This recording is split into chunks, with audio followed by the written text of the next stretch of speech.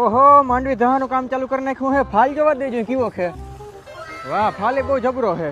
એ આ હું થયું? બાપા આપણી તાજી ધન માંડવીને ઓરા થવા માંડ્યા. આપણે આ માંડવી કીની હેકી નાખી ઓરા કીની કરી નાખી. કઈ નહીં, એ તો પાડોશી બહુ બળતરા કરતો હતો ને તેની દાજા માંડવી થી પૂગી ગઈ એટલે ઓરા થવા માંડ્યા.